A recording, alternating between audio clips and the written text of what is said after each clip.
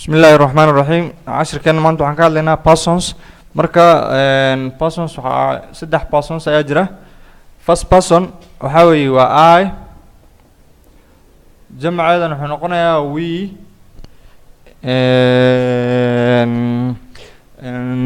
second person ايضا نوحيقة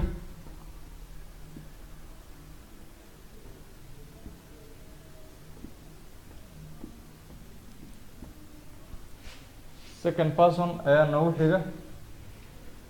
second person waxay noqonayaan you jamcan wuxuu noqonayaa you isma bedeleyso. that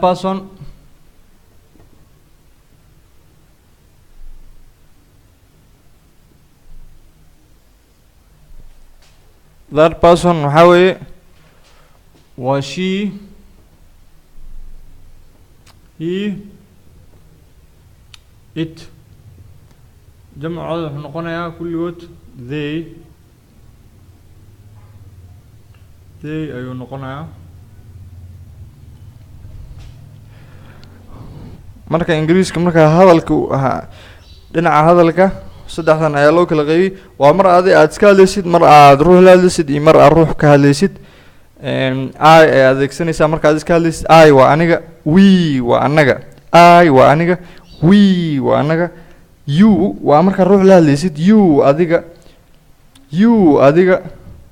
you asaga, you adiga, you idinka markay jamac yihiin. that person waxaa weeye waa she ayada, he asaga, it dhinaca xayawaana loo isticmaalaa ayada mise asagu noqon karaa, they ayaga. marka saddexdan persons waaye. waa mar aad iska hadlaysid mise idinka aad iska hadlaysiin, mar aad dad la hadlaysid iyo mar aad dad ka hadlaysid waaye. I aniga, we anaga, you adiga, you isma bedelayso jamceeda waa you idinka, she ayada, he asaga, it iyada. it waa dhinaca xayawaana loo isticmaalaa mise shayaasha. مثلا نيانيور it haddii kartaa it is coming, nyaanyuurtu way soo socotaa. they ayaga. waxaa kaloo ni xasuusin cashirada markaa qoranaysiin. مثلا I markaan dhaho aniga hoos ku qoro, af Soomaali ahaan u qoro, aniga qoro.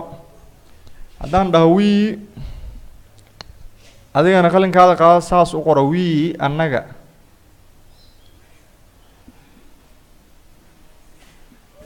hataa waxaa sii qoran kartaa oo kale qaabku dhawaaqa u dhacay. haddaad we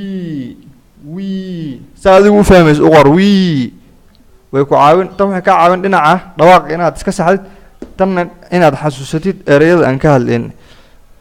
marka aan ku celiyay hal mar, waa mar aad iska hadlaysid, mar aad ruuxa la hadlaysid iyo mar aad ruux ka hadlaysid. waxaad adeegsanaysaa I marka aad iska hadlaysid. I haddaan example bixiyo, aniga ayaa suubiyey, aniga ayaa orday, aniga ayaa qoray. waa saas oo kale af Soomaaliga taa waxaa leedahay I wrote, I ran, I rapped. soo artid ayada marka waxaad ka hadlaysaa adiga ayaad ka hadlaysaa. we waa jamac markaa idinkoo badan aad iska hadlaysiin.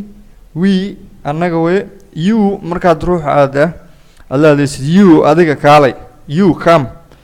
you stand adiga istaag. you markay jamac yihiin waxaad dhihi kartaa sidoo kale you idinka istaaga. that person waxaa weeye waa she ayada, she is coming ayadoo imaanaysaa. waxaad ka hadlaysaa ruux ayaad ka hadlaysaa. he asaga, itna dhinaca xayawaanaha iyo ashyaadka loo socon, jamacoodana waa they. marka cashiraha taxanaha la socda qaabka aan nambarahan igu qoran oo la socda. السلام عليكم ورحمة الله وبركاته.